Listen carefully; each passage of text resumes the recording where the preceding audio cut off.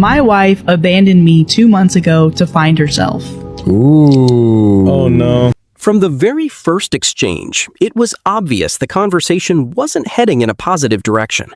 The way everything started immediately raised red flags, and many viewers expected the situation to get worse. As the clip continued, it became clear why so many people felt that way. Good. Oh. My wife Mary's family had a history of dementia, developing memory issues in their mid to late 50s. Her mom, grandmother, and several other relatives on her mom's side have developed dementia. Her mom lived with us for 4 years until earlier this year. Her father is dead.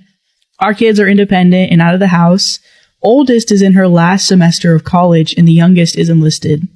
The last 4 years were tough on us. Our kids, daughter moved for college but moved back for a little bit during COVID, and our marriage.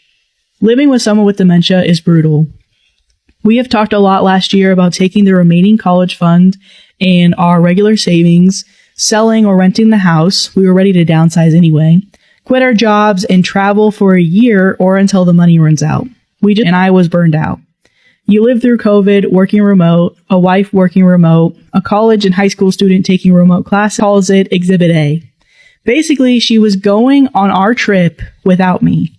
She had quit her job, took most of our savings, and wasn't sure when she... It appears her family was dealing with some serious personal and health challenges.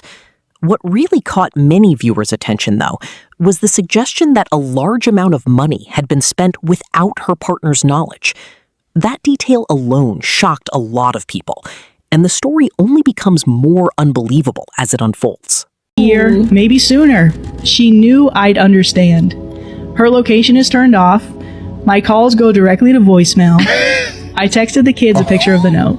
That's terrible. We have our checking accounts for direct deposits of our... Things became even more alarming once it was revealed that children were involved. That detail raised the emotional stakes for many viewers.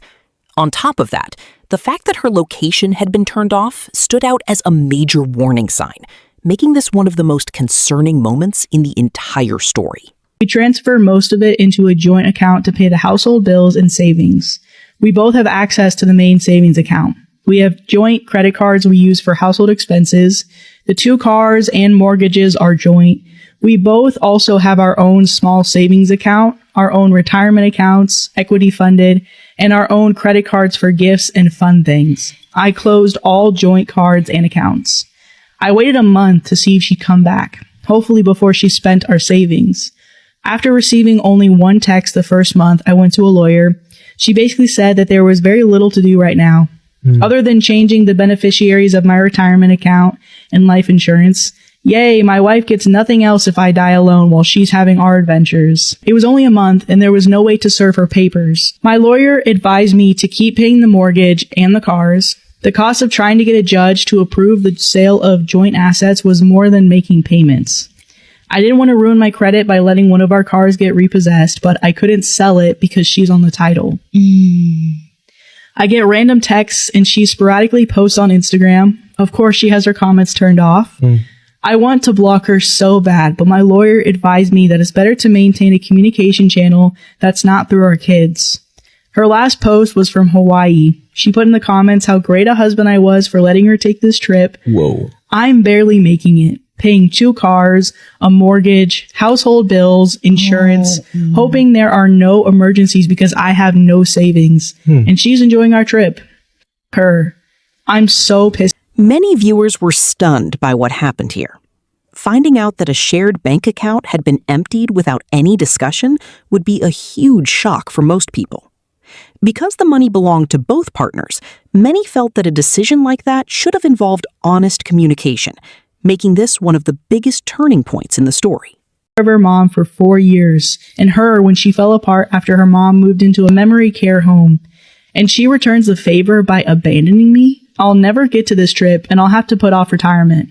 My only solace is my kids are pissed at her too. They'll probably forgive her eventually. Double f*** her. I'm no fool. She's hooking up with guys. She looks good. She'll have 0 problems getting men. I texted her and asked if she was sleeping around. A week later, she responded that wasn't true. Sure. So I'm drinking alone on a Friday night, and she's somewhere, probably on a beach, enjoying her life. Edit, my lawyer has given me a bunch of advice and options. It was just way more than I could possibly include in this post. I could definitely push the issue harder, and I might need to at some point, but all that work is very expensive. Finding her, serving her, getting a judge to sign off, that's not cheap. I'm following up soon. I plan on talking about savings and my finances. Until I paid all the bills and realized how little was left, it didn't hit me that I had to worry about money. And then relevant comments. Somebody says, thanking you for letting her take this trip is basically her saying, when I get through living this single life, I'll be coming back to the comfort and security of a married life. When she returns, I'd say, welcome home. Here are your walking papers. And OP responded, she is 100% under the delusion that she's coming back to a marriage. She had a few conversations with our daughter, and she's convinced I'll understand and forgive her. So she is speaking to the kids. Get the hell out of so here. disgusting. You freaking delusional bitch. Another comment. Tell your daughter to pass along the message that you're filing for divorce for abandonment and see if this gets you some traction. I don't generally like the idea of going through kids, but they need to have your back on this. Maybe even tell her they'll cut her off as well if she keeps doing this to you and the family. Maybe even start posting about how she's living the good life and letting your kids and family know what kind of pickle this has put you in. Everyone probably assumes you're on board with this if you're not purposefully driving the true narrative. And Opie responded, she only hears what she wants. I asked her to send me an address to serve her papers. She only told me that we'll work it out when she... Many viewers noticed several warning signs throughout the story, particularly when it came to her behavior and spending. However, what affected people the most was the claim that he had spent years caring for her sick mother and supporting the family through difficult times. That detail made the situation feel even more heartbreaking, leaving many viewers feeling that his dedication had not been valued. We will. My daughter tells her all the pain she's causing, but she just says that she only has 5 to 10 years left until she gets dementia. It's impossible to know if she'll even develop dementia, but shouldn't she be spending this time with her family? An update from my original post. I'm feeling much more positive now that the financial situation has become a little bit more manageable. Basically, I'm running up debt that will get paid off when I sell the house. Even with lawyer fees, I have 6 to 8 more months before I have to worry about money, assuming there are no emergencies. My friend's wife gave me some good advice. Don't go from being a hero to a villain in your kids' eyes. How I talk about and treat my wife will determine my future relationship with my kids. I don't give a damn about my wife, but I don't want to make her a sympathetic figure or drive them away from both of us. I followed up with a lawyer. Basically, she said we're going to have her pay back the savings she took through a reduction in the shares of assets. Any division of assets will include the savings she took. She'll also have to repay the money I spent maintaining the house while she was gone. There is plenty of equity in her share of the house and her retirement plans to cover that. She said that our finances are so intertwined after nearly 25 years of marriage, my wife is going to get some share of the assets. Best case is she agrees to the terms of the divorce. It's relatively cheap and quick. Otherwise, it gets complicated and expensive. She gave me a lot of options and how much I can expect to spend, so I've decided to just wait mostly. I just got a couple of credit cards with promo rates for purchases and transfers. That gives me breathing room and I can conserve cash. I'll just pay them off when I sell the house. Now that my financial situation is less stressful, I'm actually enjoying her being gone. I'm free to do whatever I want, whenever. I don't have to cook or clean or take care of anyone. The house is quiet for the first time I can remember. I loved my wife, but her mental health weighed down our marriage. On balance, it was worth it until now. The first month or so, I expected her to be there whenever I'd get home, when someone was at the door, or if I heard noises, What made this story especially emotional for many viewers was the fact that the relationship had lasted for 25 years. After sharing so much of their lives together, seeing it end this way made the situation even more heartbreaking. It's easy to understand why many people felt an experience like this could leave lasting trust issues. I'm not looking forward to her returning. It has to happen, but when she comes back, I'll have to deal with her. The divorce, getting the house ready to sell, dividing all of our stuff, finding a new place to live. I'm hoping she'll stay away until after New Year's, but my daughter says she thinks her mom will be home for Christmas, either to stay or visit.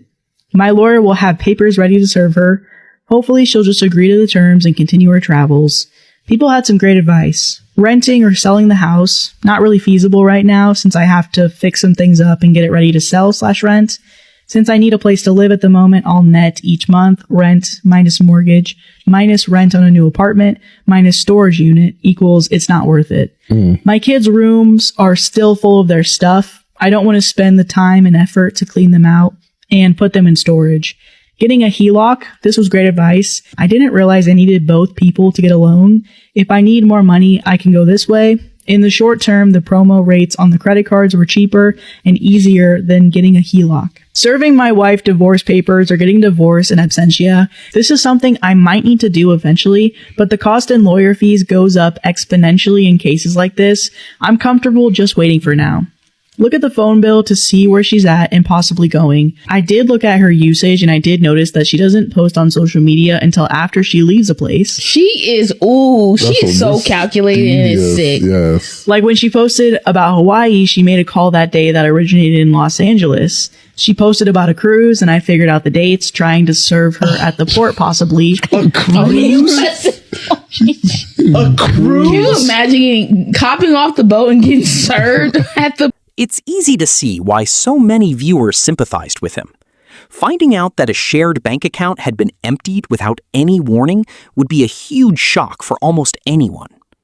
Combined with the lack of communication, many felt it would leave a person feeling lost and uncertain, making this one of the most emotional moments in the story. Ended a couple of days before she posted. She tried adding international calling to her line, but I blocked it, so she removed her phone from our account. Relative comments. So, oh my gosh, I am infuriated on your behalf. The audacity of, my husband is so great for letting me take this trip. The petty in me hopes she'll be home for Thanksgiving because I want her world to explode. And then Opie responded, she told her family she won't be home for Thanksgiving. Nobody told her my daughter and I are spending Thanksgiving with her family though. She could see the posts of us having a good time without her. And then somebody else said, please change the locks on the house so she can't just waltz back in while you're out one day.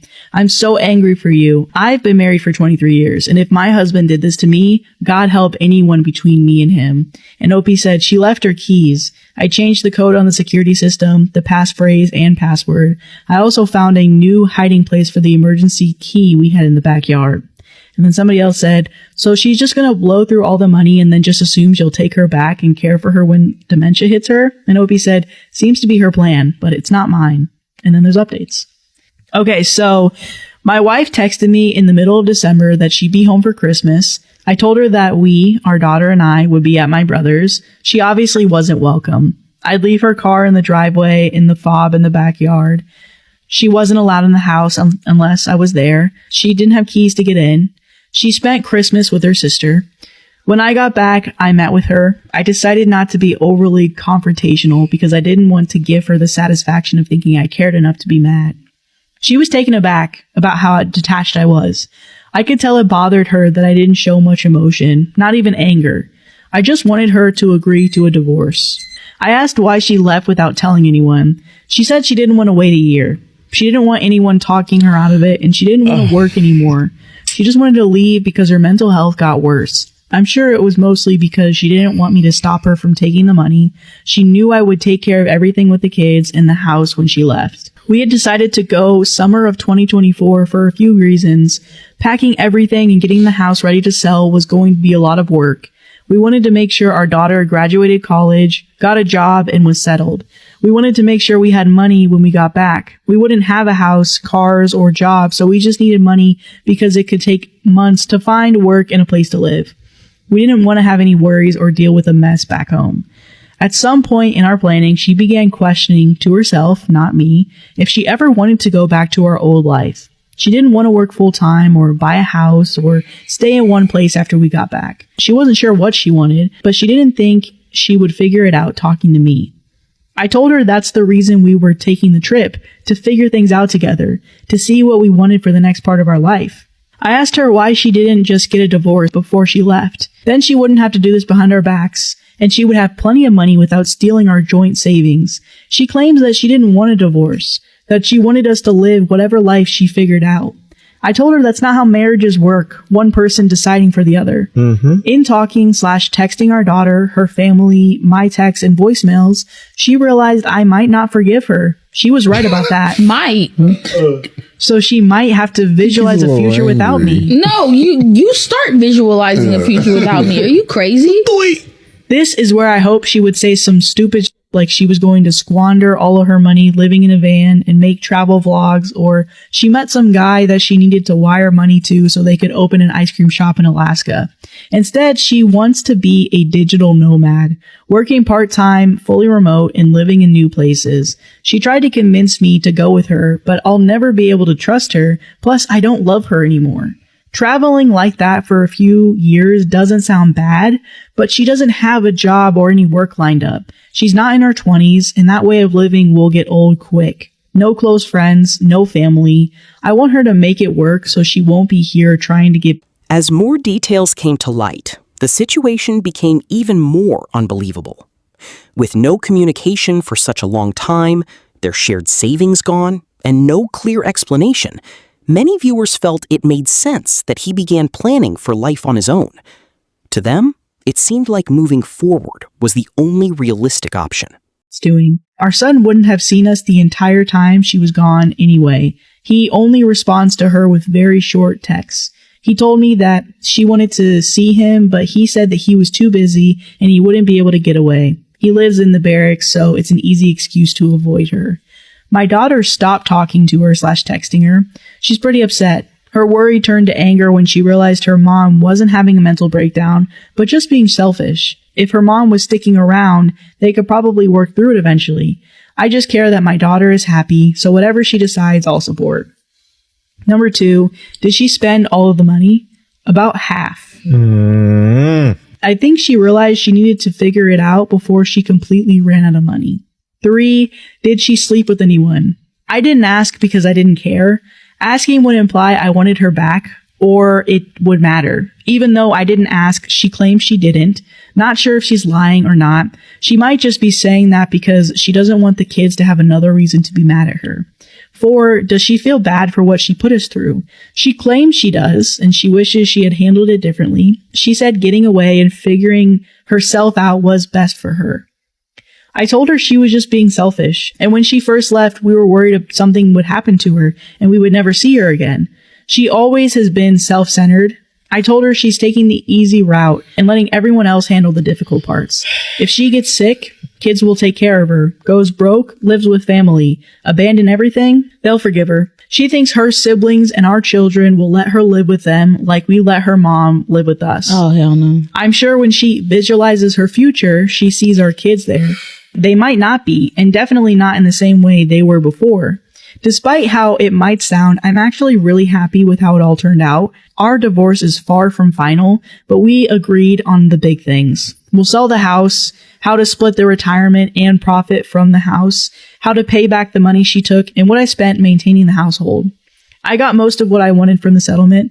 She'll soon be mostly out of my life. I won't have to pay alimony, and because she's choosing to make significantly less money than I was, I won't be forced to support her. That would be a kick to the teeth. She isn't my responsibility anymore. I won't have to care for her if she does get sick or goes broke. I figured I'd start dating again. I didn't realize a 50-year-old man with children out of the house, a good job, and in decent shape would be a catch. I'm not fighting women off with a stick, but I've had a lot more interest than I expected. It's been kind of nice meeting new people. I've worked out the numbers and I'll be doing pretty well after everything is settled. I only have to... Many viewers believed the situation could have ended even worse if he hadn't taken legal action to protect himself. Even though the experience was incredibly painful, they felt those decisions helped limit the damage. It's easy to see why so many people felt sympathy for everything he had been through. That's it for today's video. Let me know your thoughts on this story in the comments below. If you enjoyed the video, be sure to leave a like, subscribe for more content, and I'll see you in the next one.